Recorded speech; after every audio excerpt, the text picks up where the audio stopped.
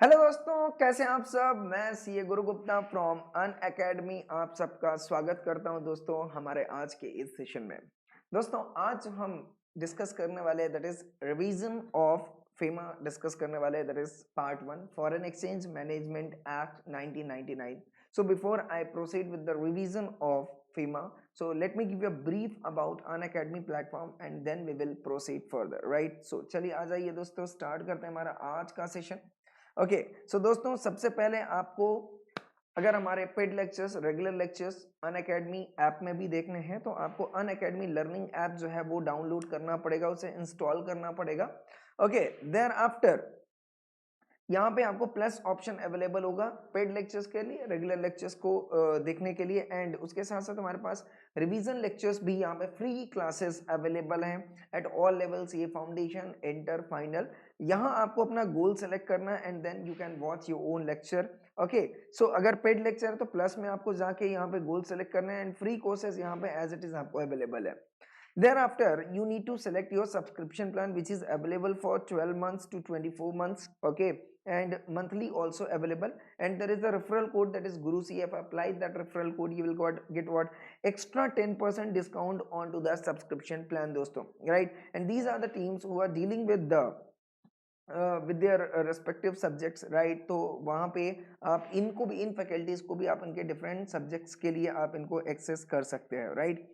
सो चलिए आ जाइए दोस्तों, इसके साथ स्टार्ट करते हैं हमारा आज का सेशन जो है दैट इज यस फेमा की बात करेंगे हम, राइट। सो फेमा डिस्कस करना है हमें ना दोस्तों। फेमा बात क्या कर रहा है, फेमा नॉर्मली यहाँ पे अगर मैं, चलिए आज चूंकि रिवाइज करना है तो कोई बात नहीं, कॉन्सेप्ट थोड़ा थोड़ा ही सही बट प्रॉपर तरीके से रिवाइज करेंगे हम।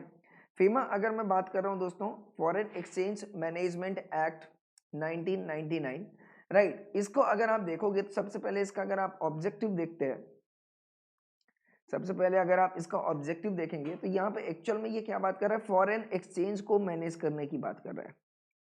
फॉरेन एक्सचेंज को मैनेज करने की ये बात कर रहा है ना। अल्टीमेटली अगर आप समझोगे कि अगर मैं यहाँ पे फेमा एक्ट इंडिया में अप्लाई हो रहा है, राइट, तो यहाँ पे जो फॉरेन एक्सचेंज है आप बताओ क्या करना चाहोगे। फॉरेन एक्सचेंज आप ज्यादा से ज्यादा लाना चाहोगे या ज्यादा से ज्यादा आप आउटफ्लो करना चाहोगे। तो आप आउटफ्लो पे ज्यादा से ज्यादा फोकस नहीं करोगे, आप इनफ्लो पे ज्यादा से ज्यादा फोकस करोगे, राइट। तो ये एक्ट हमें बताता है कि भाई हमें फॉरेन एक्सचेंज ज्यादा से ज्यादा आना चाहिए, ठीक है, और कम से कम जो है वो जाना चाहिए। तो यहाँ पे इनने बहुत तरीके से जो है वो रिस्ट्रिक्शंस डाल के रखा हुआ है कि फॉरेन एक्सचेंज बाहर नहीं जाना चाहिए, बट मैक्सिमम वो जितना आ सकता है मुझे वहां पे कोई दिक्कत नहीं है, राइट। तो फॉरेन एक्सचेंज को बेसिकली अंडरस्टैंड करने के लिए फेमा एक्ट के तहत हमें कुछ डेफिनेशंस जो है वो अंडरस्टैंड करनी पड़ेगी। जैसे कौन लोग हैं जो ये फॉरेन एक्सचेंज ट्रांजैक्शन करते हैं। नंबर 1 कौन लोग हैं जो फॉरेन एक्सचेंज ट्रांजैक्शन करते हैं, एंड नंबर 2 हमें देखने कौन से ट्रांजैक्शन करते हैं। आई hope I am clear with this, yes. और किस में ट्रांजैक्शन कर रहे हैं, रुपीस, करेंसी। आ रहा है बात समझ में, यस। तो मुझे यहाँ पे देखना है कि कौन लोग हैं जो ये फॉरेन एक्सचेंज के ट्रांजैक्शन जो है इंटरनेशनल लेवल पे करते हैं। दूसरा कौन से तरीके के ट्रांजैक्शन करते हैं। नंबर 3 किस फॉर्म में, किस करेंसी में ट्रांजैक्शन कर रहे हैं। तो यहाँ पे दोस्तों अगर आप समझोगे तो यहाँ पे पर्सन में दो चीजें हमने कवर कर दी। एक तो हमने कवर कर दिया PRI एंड दूसरा कवर कर दिया PROI, ठीक है। ट्रांजैक्शन में अगर मैं बात करूंगा तो यहाँ पे दो ट्रांजैक्शन हम कवर कर रहे हैं, that is what called as current account transaction, current account transaction and capital account transaction, ठीक है। एंड करेंसी की भी अगर मैं बात करूंगा दोस्तों, राइट, तो यहां पे एक तो इंडियन करेंसी एंड नंबर 2 दोस्तों that is what called as foreign currency, ठीक है, यस। तो यहाँ पे ये 6 चीजों को सबसे पहले समझना बहुत जरूरी है। तो आज के लेक्चर में हमारा पूरा फोकस हम यही करेंगे। नंबर 1 कि भाई पर्सन कौन लोग हो सकते हैं, एंड पर्सन PRI है या PROI है। PRI क्या होता है, PROI क्या होता है, ये सारी चीजें अंडरस्टैंड करेंगे। इसके बाद करंट अकाउंट ट्रांजैक्शन क्या होता है, कैपिटल अकाउंट ट्रांजैक्शन क्या होता है, एंड ये जो ट्रांजैक्शन है ये किस फॉर्म में डील हो रहा है, इंडियन करेंसी में डील हो रहा है या फॉरेन करेंसी में डील हो रहा है, और क्या इसे ध्यान से समझना, ऐसे जो ट्रांजैक्शंस है, ऐसे जो ट्रांजैक्शंस है, ओके, क्या ये इंडिया में अलाउ किया जाएगा या यहाँ पे कुछ रिस्ट्रिक्शंस हैं। मैं ट्रांजेक्शन्स अलाउ करूंगा इंडिया में या नहीं करूंगा, ये जो बात करेगा कौन करेगा दोस्तों, फीमा करेगा। तो आज का हमारा कॉन्सेप्ट बस इतना सा ही अंडरस्टैंड करके लेना है कि दैट इज पर्सन हमारा PRI या PURI नंबर 1, ठीक है। Number 2 transaction current account transaction है या कैपिटल अकाउंट ट्रांजेक्शन है, एंड करेंसी इंडियन करेंसी में हो रहा है या फॉरेन करेंसी में हो रहा है। I hope I am clear with this, yes. तो चलिए आ जाइए देखते हैं दोस्तों यहाँ पे सबसे पहले, ठीक है।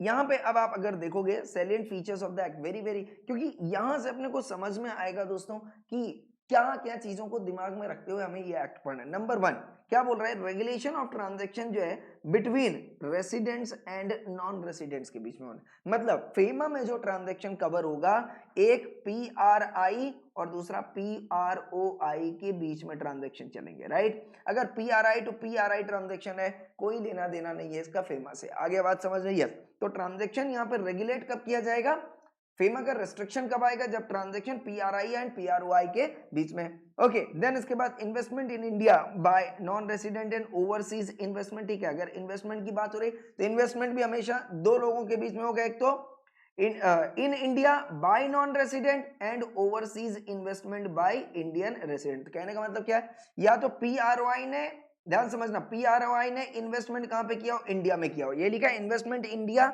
Bye non resident. Non resident को हम PROI बोलते हैं, that is person resident outside India. या तो PRI ने बाहर इन्वेस्टमेंट किया हो। आ रहा है बात समझ। तो कहने का मतलब यहाँ पे एक तो इंडिया इन्वॉल्व होगी, दूसरी एक फॉरेन कंट्रीज इन्वॉल्व होगी। एक बंदा इंडिया का होगा, दूसरा बंदा जो है वो फॉरेन कंट्रीज का हो गया। जब ऐसे ट्रांजैक्शन हो रहे हैं, ध्यान से समझ लेना दोस्तों, जब ऐसे ट्रांजैक्शन हो रहे हो, डेफिनेटली हमको ये देखना है कि जो फॉरेन एक्सचेंज इंडिया में आ रहा है, बहुत बढ़िया बात है, कोई दिक्कत। अगर फॉरेन एक्सचेंज इंडिया से बाहर जा रहा है तो हमें यहाँ पे रिस्ट्रिक्शंस डालना है या नहीं डालना है। ऐसा तो पता चलेगा कि सारा पैसा जो है फॉरेन एक्सचेंज वो बाहर की कंट्री में चला गया, तो ऐसा ना हो, इसलिए फेमा यहाँ पे इंट्रोड्यूस किया गया। एंड फेमा का बेसिक काम है कि आउटफ्लो ऑफ फॉरेन एक्सचेंज को हमें रेगुलेट करना है, कंट्रोल करना है। I hope I am clear or not clear, yes. देखो थर्ड पॉइंट वही आ रहा है, freely permissible transaction on current account subject to reasonable restrictions. आगे बात समझ में, यस। तो एक तो आ रहा है free permissible transaction on current account subject to reasonable restrictions that may be impose. तो नॉर्मली करंट अकाउंट ट्रांजैक्शंस क्या है ये बाद में डिस्कस करेंगे। ये बोलते हैं करंट अकाउंट ट्रांजैक्शन को हमने अलाउ किया हुआ है, कोई दिक्कत नहीं, बट हमने वो बहुत ज्यादा एक्सेस में फॉरेन एक्सचेंज को आउटफ्लो ना करे, इसलिए हमने थोड़े बहुत रिस्ट्रिक्शंस डाले हुए हैं। Okay, but very very important, जब बात आएगी दोस्तों कैपिटल अकाउंट ट्रांजैक्शंस की, तो वहां पे RBI का कंट्रोल पूरा का पूरा आ जाता है। कॉन्सेप्ट समझ में आ गया, यस। तो यहाँ पे जो ट्रांजैक्शंस है, current account transactions, capital account transactions, तो ये बोलते हैं साहब ये तो फ्रीली परमिसिबल है, फ्रीली परमिसिबल है, subject to some restriction, subject to what, some restriction, ठीक है। बट जब कैपिटल अकाउंट ट्रांजैक्शन की बात होगी तो यहां पे RBI का पूरा पूरा कंट्रोल है, मतलब मैक्सिमम रिस्ट्रिक्शंस अगर आप देखोगे तो कैपिटल अकाउंट ट्रांजैक्शन के केस में। आ रहा है बात समझ में, यस।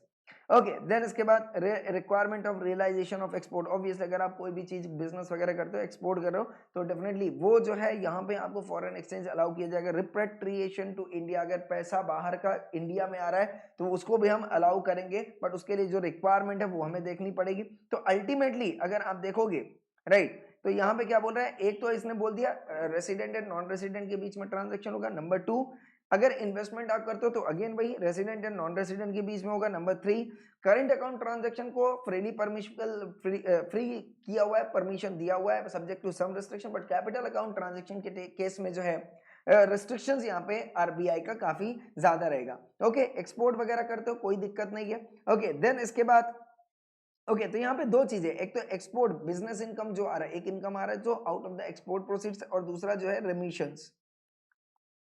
नॉर्मली हम पेमेंट वगैरह कर रहे हैं, right, repatriation to India, India में पैसा आ रहा है, ठीक है, यस। देन इसके बाद dealing in foreign exchange through authorised persons, ठीक है, कोई दिक्कत नहीं है। एडजुडिकेशन एंड, ठीक है, ऑफेंसेस, इन्वेस्टिगेशन ऑफेंसेस, ओके। तो यहाँ पे अगर आपने कुछ गड़बड़ किया तो फेमा एक्ट के तहत उसे ऑफेंस माना जाएगा, एंड देन उसको कैसे डील करना है वो सारी चीजें यहाँ पे कवर अप की गई है। आप अपील वगैरह कर सकते हो, नॉर्मल प्रोसेस फ्लो है जो वहां पे चलेगा। आई hope I am clear with this. Yes, तो सबसे इंपॉर्टेंट मुद्दा अगर मैं सैलिएंट फीचर समझता हूं तो क्या मैंने समझा दोस्तों कि ट्रांजैक्शन हमेशा पीआरआई एंड पीआरओआई के बीच में होने वाला है। या तो ट्रांजैक्शन करेंट अकाउंट होगा या तो कैपिटल अकाउंट ट्रांजैक्शन होगा, और दूसरा वो इंडियन करेंसी में होगा या फॉरेन करेंसी में होगा, राइट। करंट अकाउंट ट्रांजैक्शन है तो परमिशन हमने दिया है, कहीं कहीं पे रिस्ट्रिक्शंस हैं, बट कैपिटल अकाउंट ट्रांजैक्शन के केस में स्पेसिफिकली आरबीआई का कंट्रोल काफी ज्यादा रहेगा। क्या ये क्रक्स आपको समझ में आया? This should be the base. अगर आप फेमा पढ़ते हो तो ये बेस को दिमाग में रखते हुए करना है, ठीक है। तो जब भी फॉरेन एक्सचेंज आ रहा है कोई दिक्कत नहीं, आने दो साहब, आने दो साहब, आने दो साहब, बट जब भी फॉरेन एक्सचेंज जाएगा तो रोको साहब, रोको साहब, रोको साहब, इस तरीके का कॉन्सेप्ट हमारे दिमाग में आना चाहिए। क्लियर? तो अब जो दोस्तों हमारा सबसे पहला पॉइंट आता है that is called as what is PRI and what is PROI. तो सबसे पहले हम इसको समझने की कोशिश करेंगे, पीआरआई एंड पीआरओआई क्या होता है। Clear or not clear? Yes, बाकी सारी चीजें सिंपल है, कोई दिक्कत नहीं है। ओके, नाउ सबसे पहले मैं आता हूं दोस्तों पीआरआई एंड पीआरओआई के संदर्भ में मैं बात करता हूं आपसे। तो जब भी मैं पीआरआई या पीआरओआई करता हूं तो वहां पे लिखा है person resident in India, person resident outside India. ना what do you mean by person? तो ये यहाँ पे पर्सन की डेफिनेशन उसने एज इट इज डेफिनेशन उठाई हुई जो आप इनकम टैक्स में पढ़ते हो, तो कोई बताने की बात नहीं है। अब ये जो पर्सन है क्या ये रेसिडेंट इन इंडिया माने जाएंगे? क्या ये रेसिडेंट इन इंडिया माने जाएंगे या रेसिडेंट आउटसाइड इंडिया माने जाएंगे? ये अपने को देखना है। रेसिडेंट इन इंडिया माना जाएगा या रेसिडेंट आउटसाइड इंडिया माना जाएगा, ये अपने को देखना है, राइट। यस, तो अब अगर ये रेसिडेंट इन इंडिया है तो इसे हम पीआरआई बोल देते हैं, और अगर ये रेसिडेंट आउटसाइड इंडिया है तो ये पीआरओआई आ गया। अगर आपने इनकम टैक्स में पढ़ा हुआ है तो सिटीजन, सिटीजन का वहां पे Indian citizen is always Indian resident, बराबर है। बट इस केस में फेमा के केस में citizen is irrelevant. Citizen Indian है या फॉरेनर है डजंट मैटर, यहां पे बोल रहा है पर्सन इंडिया में रेसाइड कर रहा है या आउटसाइड इंडिया रेसाइड कर रहा है, हमको ये देखना है। सिटीजन वो इंडिया का है या बाहर का है, मुझे उससे लेना देना नहीं है। तो अगर इंडियन सिटीजन भी है बट वो रिसाइड आउटसाइड इंडिया कर रहा है तो उसे हम पीआरओआई मानेंगे, पीआरआई नहीं मानेंगे दोस्तों। आई hope I am clear. But income tax के केस में अगर इंडियन सिटीजन है तो वो definitely Indian resident, resident Indian माना जाता है। आ रहा है बात समझ में? यस। और उसके साथ साथ अगर वो बाहर भी है तो उसे हम नॉन एनआरआई मान लेते हैं। एनआरआई मान लिया मतलब sorry yes non resident Indian मान लिया, राइट। यस, तो एनआरआई के केस में क्या हो गया कि वो इंडियन सिटीजन जो बाहर रह रहा है। I hope I am clear or not clear? Yes, तो उससे टैक्स जो हम इंडिया में भी लेते थे और फॉरेन इनकम का भी टैक्स लेते थे, बट यहाँ पे ऐसा नहीं है। यहाँ पे क्या बोलता है कि एक बार इंडियन सिटीजन ने अगर क्राइटेरिया फॉलो कर लिया रेसिडेंट आउटसाइड इंडिया वाला, आ रहा बात समझ, तो उसे क्या मान लिया जाएगा? पीआरओआई मान लिया जाएगा। He will not be considered what PRI. I hope I am clear? Yes, भले ही वो इंडियन सिटीजन है बट वो रिसाइड कहां पे कर रहा है दोस्तों? इंडिया में करेगा या तो रिसाइड आउटसाइड इंडिया करेगा। आई hope I am clear with this. Yes, अब बात यहां आती है दोस्तों पीआरआई में मानू किसको? पीआरआई का मतलब क्या होता है? तो इसने सिंपल लैंग्वेज में ये रहा डेफिनेशन इसका, आप देखोगे पीआरआई बोल रहा है। यस, पीआरआई क्या बोलता है दोस्तों? Person residing in India. क्या बोल रहे हैं यहाँ पे? Person residing in India. Residing word है यहाँ पे, स्टे वर्ड नहीं है, मेरी बात ध्यान से समझना। अब स्टे और रिसाइड में क्या फर्क होता है? स्टे और रिसाइड में क्या फर्क होता है? रिसाइड का मतलब होता है जैसे हम घर पे रहते हैं दोस्तों, राइट। जब हम घर पे रहते हैं तो हमने ये नहीं बोला कि घर पे हमने स्टे किया हुआ है, घर पे एक्चुअल में हम रहते हैं, तो मतलब एक हमारा परमानेंट बेस है, यहाँ पे परमानेंट बेस है जिसे हमने होम बोला, राइट। यस, घर पे हम रहते हैं। स्टे का मतलब क्या होता है? रहते नहीं, यहाँ पे रहना हो गया, रहना। और मतलब होता है दोस्तों ठहरना। हम रहते नहीं है, जैसे मैंने एग्जांपल बोला होटल। अब होटल आप कहीं पे भी जाते हो बट होटल में आप रहते क्या? नहीं, होटल में आप स्टे करते हो, होटल में आप ठहरते हो। आ रहा है बात समझ? यस। तो यहाँ पे अगर किसी को पर्सन रेसिडेंट इन इंडिया बनाना है तो हमें क्या बोलना है कि भाई घर पे रहना जरूरी है, परमानेंट बेस होना चाहिए, स्टे इज नॉट सफिशिएंट। तो अगर वो कोई स्टे कर रहा है इंडिया में तो दैट डजंट मीन कि वो 182 दिन तक 182 डेज तक वो उसने रिसाइड किया हुआ है। आ रहा है बात समझ? तो स्टे करना इज नॉट इंपॉर्टेंट। जैसे एग्जांपल मैं बोलता हूं एयर हॉस्टेस। अब मान लो एयर हॉस्टेस है, ठीक है। एयर हॉस्टेस से सपोज मान लो ये फॉरेन सिटीजन है, फॉरेन सिटीजन है, ठीक है। अब बताओ ये फॉरेन सिटीजन है, तो मैंने बोला सिटीजनशिप इज नॉट इंपॉर्टेंट। अब ये एयर हॉस्टेस क्या है, ये फ्लाइट से इंडिया आती है, ओके, एंड अब्रॉड, मतलब वो उसी फ्लाइट में है, राइट, तो उसका लेआउट जो पीरियड है, तो से सपोज उसने जो है वहां पे इंडिया में उसने कब 190 डेज तक वो इंडिया में रह ली। क्या उसने इंडिया में रही है वो? नहीं, उसने इंडिया में स्टे किया। आया बात समझ? यस। तो इस केस में जो है भले ही वो 190 डेज इंडिया में रही हो, आ गया बात समझ में? यस। तो हम ये बोलेंगे इंडिया में वो ठहरी थी, इंडिया में वो रही नहीं थी। आ रहा है बात समझ में? यस। तो stay is something different and reside is something different, permanent base होना चाहिए। वो इंडिया आ रही थी फिर वापस जा रही थी, इंडिया आ रही थी वापस जा रही थी, आ रही थी जा रही थी, राइट। इस तरीके से उसने 190 डेज तक इंडिया पे कदम रखा, तो क्या मैं बोलूंगा कि वो 190 डेज इंडिया में रही है? नहीं, वो इंडिया में ठहरी थी। आई hope I am clear or not clear? Yes. तो ये रिसाइडिंग वर्ड को जो है आप थोड़ा सा फोकस कर लेना। ओके, नाउ इसके बाद आता है पर्सन रिसाइडिंग इन इंडिया। तो सबसे पहला PRI कौन होगा, ध्यान से समझना, जो कि रिसाइड किया हो कितना, greater than 182 days during the course of the preceding financial year. मतलब अगर मेरे को स्टेटस पर्सन मिस्टर एक्स का स्टेटस जानना है 2019 एंड 20 का, ओके, अब ये बोल रहा है फाइनेंशियल ईयर, मतलब समझते हो 1 अप्रैल से लेकर 31 मार्च, ठीक है। तो मैंने बोला 2019-20 का जाना है, तो बताओ ये 180 डेज में किसका काउंट करूंगा दोस्तों? दैट इज 2018 एंड 19 का, that is preceding financial year. आ रहा है बात समझ में या नहीं हो रहा है? यस। तो यहाँ पे 182 डेज से ज्यादा होना चाहिए during the period of 2018 to 19, तो मैं मान लूंगा कि भाई आपने इंडिया में रिसाइड किया 182 डेज से ज्यादा।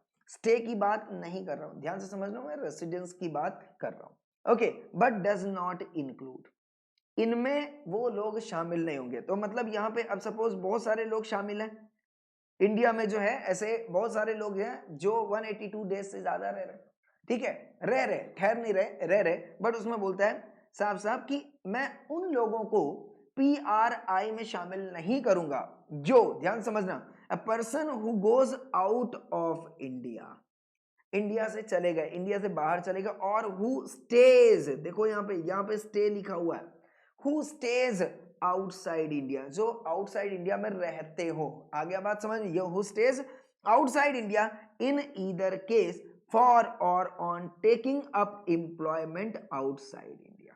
आ गया बात समझ में? यस, फॉर एम्प्लॉयमेंट पर्पस के लिए। तो ये बंदा जो मिस्टर एक्स था, ध्यान से समझना, मिस्टर एक्स क्या था, उसने एम्प्लॉयमेंट के लिए वो बाहर चला गया। अब बताओ अगर वो एम्प्लॉयमेंट के लिए बाहर चला गया, अब मान समझना, से सपोज 365 डेज है, 365 डेज में वो इंडिया में रहा है 190 डेज तक, 190 डेज तक इंडिया में रहा, से सपोज मान लो वो जैन 2020 में वो जो है अब्रॉड चला गया। अब अब्रॉड चला गया तो बताओ, अब वो अप्रैल से लेकर दिसंबर तक तो रहा है ना, मतलब 182 डेज से ज्यादा रहा है। बट अब उसके बाद 1 जैन से लेके 31 मार्च तक और उसके आगे भी वो जो है एम्प्लॉयमेंट के लिए बाहर चला गया। और अगर वो एम्प्लॉयमेंट के लिए बाहर चला गया दोस्तों, राइट, एम्प्लॉयमेंट के लिए बाहर चला गया, तो क्या आप उसे PRI मानोगे? नहीं, आप उसे PRI नहीं मानोगे, क्योंकि इसने साफ साफ लिखा हुआ है, क्या साफ साफ लिखा हुआ है? Outside India. तो यहाँ पे लिखा है बट डज नॉट इंक्लूड, क्या लिखा है यहाँ पे? Does not include a person who has gone out of India or who stays outside India in either case. Number 1, taking up what? Employment outside India. आगे बात समझ में? यस। तो एम्प्लॉयमेंट लेने के लिए वो USA चला गया, तो डेफिनेटली उसे फिर जो है वो PRI नहीं माना जाएगा। तो इस केस में ये क्या हो जाएगा दोस्तों? PROI हो जाएगा। ओके, दूसरा बोलता है for carrying on outside India a business और vocation outside India, right, business करने के लिए बाहर चला गया या प्रोफेशन के लिए वो बाहर चला गया। तो बिजनेस करने या प्रोफेशन के लिए वो बाहर चला गया, जॉब के लिए नहीं। यहाँ पे ये सैलरीड बंदा था, यहाँ पे ये एम्प्लॉय था, और यहाँ पे ये क्या था दोस्तों? बिजनेसमैन बन गया, फॉरेन बिजनेसमैन बन गया। तो इस केस में भी इसे जो है USA गया से सपोज, तो इसे भी जो है ये PROI मान लिया जाएगा। तो कहने का मतलब बहुत सिंपल लैंग्वेज में हो गया दोस्तों, 182 डेज, ध्यान से समझना। एक तो हमें ये देखना पर्सन रेसिडेंट इन इंडिया के लिए 182 डेज में आना चाहिए। ओके, सो 182 डेज में आ गया तो मैं इसको एंट्री ले लूंगा। बट अगर वो बंदा ए में आ गया, ये वाले लिंक पे आ गया, ठीक है, तो ए वाले पे आ गया या बी वाले पे आ गया, तो उस केस में इसे जो है आप PROI नहीं मानोगे। तो ये जो है ये प्राइमरी कंडीशन नहीं, मेरी बात ध्यान से, प्राइमरी कंडीशन होते हुए भी these conditions are very very important, these conditions are very very important, ठीक है। या तो तीसरा मैं बोलता हूं ये अब्रॉड गया but for uncertain period, uncertain period, तो इस केस में भले ही वो 182 डेज से ज्यादा इंडिया में रहो, बट अगर वो इन तीन चीजों के लिए ड्यूरिंग द फाइनेंशियल ईयर अगर वो चला गया है, ठीक है, अनसर्टेन पीरियड के लिए वो अब्रॉड गया, देखो यहाँ क्यों लिखा है, for any other purpose in such circumstances as would indicate his intention to stay outside India for an uncertain period, पता नहीं है वापस कब आएगा, तो इस केस में इसे जो है PROI, I am clear, yes. तो ये केस में दोस्तों 182 डेज में तो PRI है, मेरी बात ध्यान से समझना, बट बाकी के केस में वो क्या हो जाएगा, PROI हो जाएगा, दो ही resides in India for more than 182 days, number 1, ठीक है। नंबर 2, अप टू 182 डेज है तो भी उसे आप PRI नहीं मानोगे, तो अगर अप टू 182 डेज है बाकी के दिन वो अब्रॉड है तो भी वो PROI ही माना जाएगा, because the word more than is written. I hope I am clear, yes.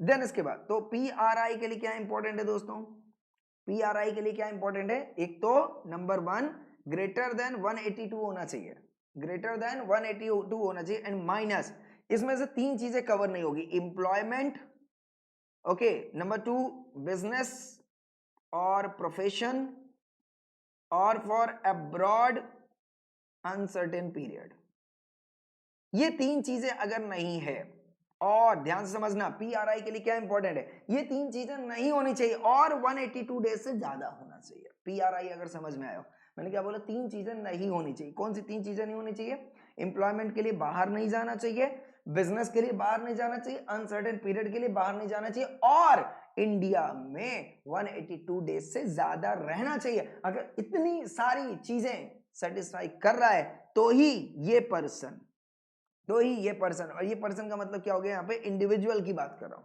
Individual की बात कर रहा हूँ, राइट। यहाँ पे पर्सन का मतलब यहाँ पे रिसाइडिंग की बात हो रही है ना, तो रिसाइड तो चलता फिरता आदमी कर सकता है, आर्टिफिशियल लोग तो करेंगे नहीं, तो यहाँ पे हम इंडिविजुअल की बात कर रहे हैं। तो अगर मैं इंडिविजुअल की बात करता हूं तो इंडिविजुअल PRI तभी माना जाएगा, याद रखना, जब ये तीन चीजें ना हो और 182 डेज से ज्यादा वो इंडिया में हो तो ही वो PRI है, अदरवाइज वो क्या बन जाएगा दोस्तों, PROI बन जाएगा। PROI means a person who is not resident in India. आगे बात समझ में, यस। तो जैसे ये तीन लोगों को, ये तीन कंडीशंस को बाहर निकाला, ये तीन लोग कौन बन गए दोस्तों, PROI बन गए। आई hope I am clear with this, yes. पक्की बात है, 100% श्योर हूं, यस। ना इसके बाद आता है दोस्तों, a person who has come to और स्टेज इन इंडिया। ना अब इस केस में ये किसकी बात कर रहा है, फॉरेन सिटीजन की बात कर रहा है, फॉरेन सिटीजन की बात कर रहा है, ओके ना। यहां पे मैं इंडियन सिटीजन की बात कर रहा था, who has gone out of India, तो यहां पे ये इंडियन सिटीजन की बात हो रही थी, ठीक है। बट यहां पे किसकी बात हो रही है दोस्तों, फॉरेन सिटीजन की बात हो रही है, कि नॉर्मली वो फॉरेन सिटीजन में रहता है बट उसने वो इंडिया में आया है, हु कम्स टू और stays in India in either case otherwise than, otherwise then मतलब समझ में आ रहा है, यहां पे देखो अदरवाइज देन लिखा हुआ है और यहां पे डज नॉट इंक्लूड लिखा हुआ है, मतलब इस केस में फॉरेन सिटीजन अगर इंडिया में आता है, ध्यान से समझना, other than this, other than this, आ रहा है बात समझ में, यस। तो उसे क्या मान लिया जाएगा, PRI मान लिया जाएगा। तो इस केस में अगर वो एम्प्लॉयमेंट के लिए इंडिया में आता है तो बताओ जरा इसको क्या माना जाएगा, PROI ही माना जाएगा। आगे बात समझ में, यस। तो ये सिंपल लैंग्वेज में बोल रहे हैं कि भाई आप एम्प्लॉयमेंट बाहर जाके कर रहे हैं या एम्प्लॉयमेंट आप यहाँ पे करने आए हो, आगे बात समझ में, यस, आप PROI की कैटेगरी में शामिल रहोगे। The person who has come to or stays in India in either case otherwise than for or on taking up employment in India। तो अगर आप employment के लिए इंडिया में रह रहे हो तो still you will be considered as what, PROI। Okay अगर आप बिजनेस करने इंडिया में आए हो या प्रोफेशन के लिए इंडिया में आए हो, you are still PROI। Okay और अगर अनसर्टेन पीरियड के लिए आप इंडिया में आए हो, मेरी बात ध्यान समझना, तो person who has come to और स्टेज इन इंडिया, ठीक है। तो यहाँ पे sorry, okay I am so sorry, यहाँ पे देखो बट डज नॉट इंक्लूड, इसको sorry I am so sorry, yes इसको जो है person who has come to और stays in India in either case, ये जो है दैट इज PR, एक मिनट,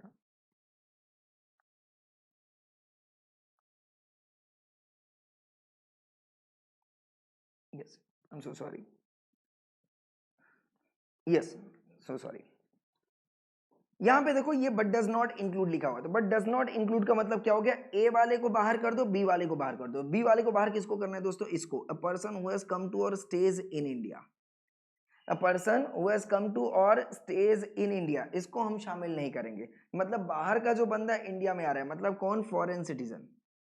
इसको फिर से रिपीट करते हैं, फॉरेन सिटीजन जो इंडिया में आ रहा है उसे हम क्या मान लेंगे दोस्तों, यस उसे हम क्या मान लेंगे, बोलो जरा फटाफट से, दैट इज PROI।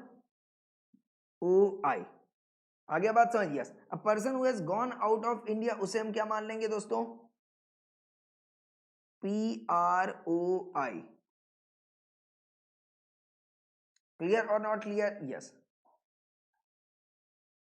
PROI मान लेंगे, किसके केस में, इन ईदर केस। तो ये तीन केस में इसे हम PROI मान लेंगे। बाकी केस में अगर वो आउटसाइड इंडिया जाता है, ध्यान से समझना, बाकी केस में अगर वो आउटसाइड इंडिया जाता है तो उसे हम PROI नहीं मानेंगे, बट अगर ये तीन केस में इंडिया से बाहर जाता है तो PROI हो जाएगा, यस। और यहाँ पे क्या बोल रहा है, a person who has come to और स्टेज इन इंडिया, तो यहाँ पे इसको इस लिंक में पढ़ना है, but does not include and person who has come to और स्टेज इन इंडिया, राइट। तो बाहर का बंदा इंडिया में आ रहा है तो that is called as what, PROI।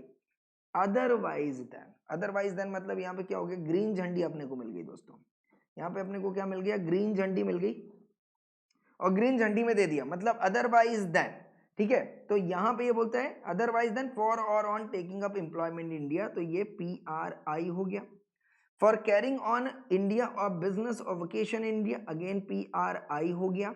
Okay for any other purpose uncertain period के लिए इंडिया में रह रहा है तो PRI हो गया, राइट। तो डज नॉट इंक्लूड की अगर हम बात करें तो डज नॉट इंक्लूड में ये चीजें कवर है, but does not include a person who has gone out of India और who stays outside India in either case, that is very very important. तो ये तीन चीजें कवर हो जाएंगी PROI में, डज नॉट इंक्लूड। बट यहाँ पे क्या लिखा है, a person who has come to और stays in India in either case otherwise then, तो अदरवाइज देन मतलब ये, अगर इन तीन चीजों के लिए वो इंडिया में रह रहा है तो उसे हम PRI मानेंगे, अदरवाइज हम PROI मानेंगे चीजों का, राइट। तो अगर मुझे दोस्तों PRI केस समझना इंडिविजुअल के केस में, आई hope I am clear with this, yes in case of individual अगर मुझे PRI समझना है तो PRI का मतलब क्या हो गया, दो चीजें, एक है ध्यान से समझना, पहले आप ये समझना इंडियन सिटीजन है या फॉरेन सिटीजन है। Indian citizen, okay Indian citizen PRI कब होगा, बोलो जरा फटाफट से, जब वो ध्यान से 182 डेज से ज्यादा हो, 182 डेज से क्या हो, ज्यादा हो इंडिया में, प्लस सॉरी माइनस, तीन चीजें माइनस कर दो, क्या माइनस कर दो, गो आउटसाइड इंडिया। अगर वो तीन चीजों के लिए इंडिया से बाहर जा रहा है, कौन कौन सा, यस एक तो जॉब पर्पस के लिए और बिजनेस पर्पस के लिए और अनसर्टेन पीरियड के लिए, राइट। तो यस ये जो इंडियन सिटीजन है वो PRI कहलाएगा, PRI कहलाएगा, क्लियर है, यस। इसके अलावा अगर फॉरेन सिटीजन है और वो इंडिया में आता है, कम टू इंडिया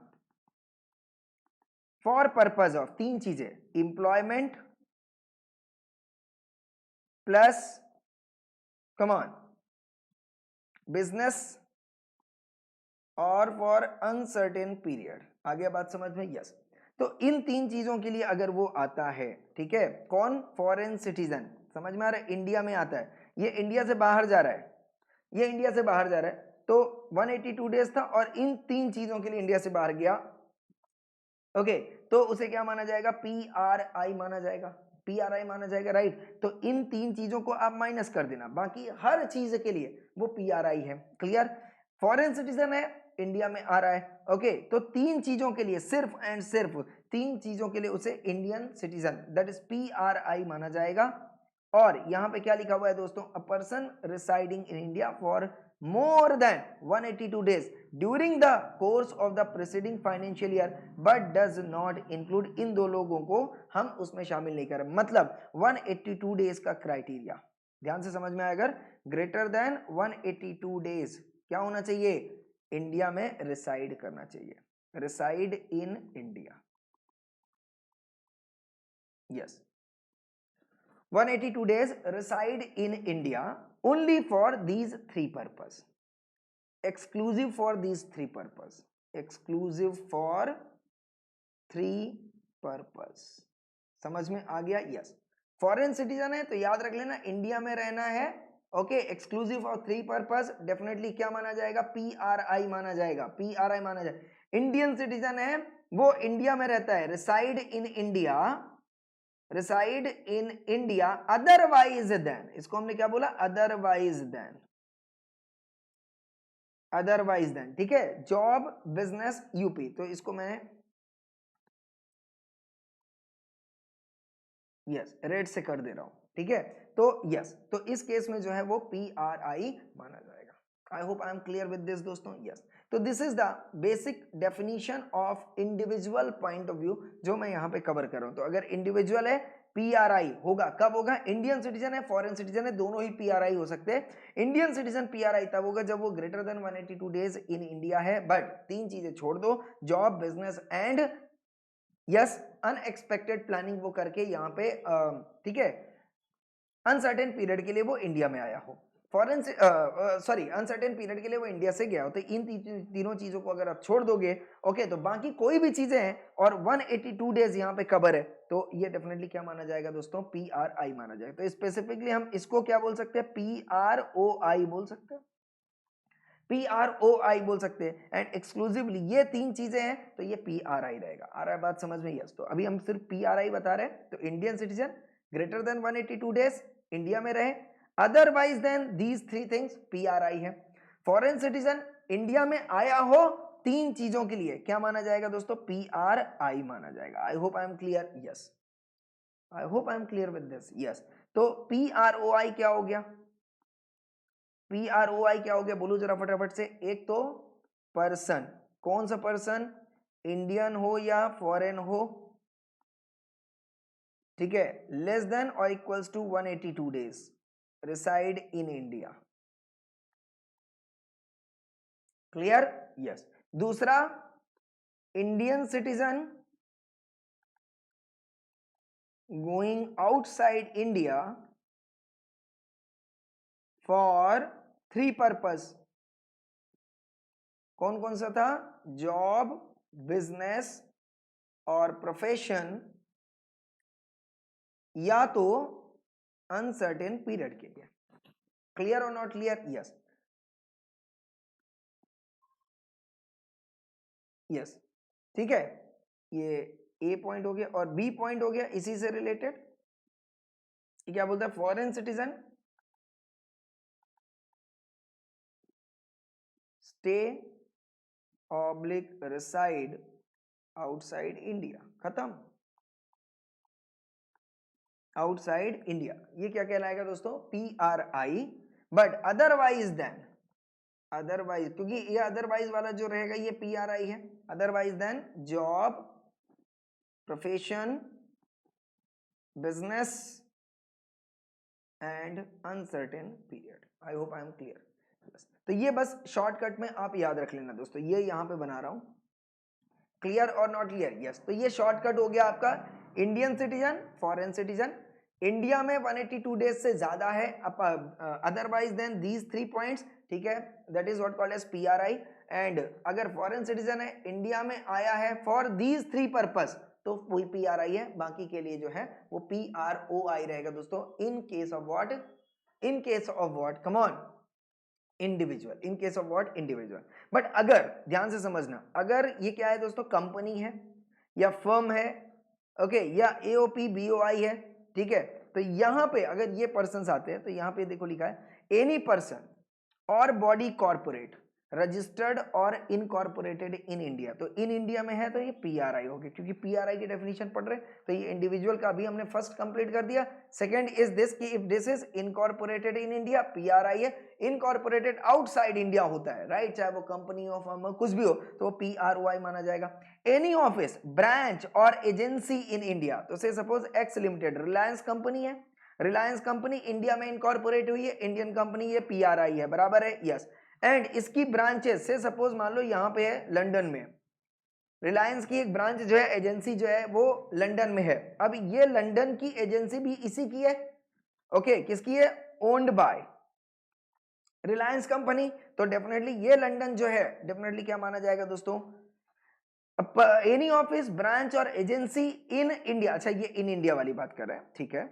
फोर्थ अगर देखता हूं, एनी एन ऑफिस, ब्रांच और एजेंसी आउटसाइड इंडिया ओन्ड और controlled by a person resident in India, right. तो रिलायंस कंपनी जो है दोस्तों वो इंडियन कंपनी है, उसका ब्रांच ऑफिस उसने अब्रॉड में खोला हुआ है, तो ये जो लंदन ऑफिस है ये भी क्या माना जाएगा दोस्तों, पीआरआई। भले ही लोकेशन अब्रॉड है बट स्टिल इसे पीआरआई माना जाएगा, ओके। नाउ इसको आप देख लो, से सपोज मान लो यहाँ पे, सपोज मान लो ये यहाँ पे मैंने बोल दिया सिस्को लिमिटेड है, सिस्को लिमिटेड है, फॉरेन कंपनी है। अब ये फॉरेन कंपनी है, इसकी एक ब्रांच ऑफिस इंडिया में आ गई। ब्रांच ऑफिस कहाँ पे आ गई दोस्तों, इंडिया में आ गई। तो अब ये ब्रांच ऑफिस जो इंडिया में आई, तो मेरी बात ध्यान समझना, ये ब्रांच ऑफिस जो है ये क्या मानी जाएगी, पीआरआई मानी जाएगी। एनी ऑफिस, ब्रांच और एजेंसी इन इंडिया ओन्ड और controlled by a person resident outside India. तो person resident outside India, but India cover हो गया, ध्यान से समझना, इंडिया कवर हो गया तो उसका ब्रांच भी जो है वो पीआरआई माना जाए। तो पीआरआई में सिंपल मैंने क्या बोल दिया, या तो इंडिया आ जाए या तो पीआरआई आ जाए। इंडिया का लोकेशन है, पीआरआई माना जाएगा, ओके। और या तो पीआरआई है और वो आउटसाइड इंडिया में कोई भी ट्रांजैक्शन कर रहा है, चाहे वो करंट अकाउंट ट्रांजैक्शन हो या कैपिटल अकाउंट ट्रांजैक्शन हो, उसे क्या माना जाएगा, वो जो ऑफिस वगैरह है उसे भी हम पीआरआई मान लेंगे। This is the simple status of the person. I hope I am clear with this दोस्तों, यस, ठीक है। तो ये आज हमने पर्सन की डेफिनेशन जो है वो कवर कर ली है। नेक्स्ट सेशन पे दोस्तों हम जो कवर करेंगे that is capital account transaction and current account transaction, ठीक है। तब तक के लिए इजाजत दें दोस्तों, thank you so much, thank you.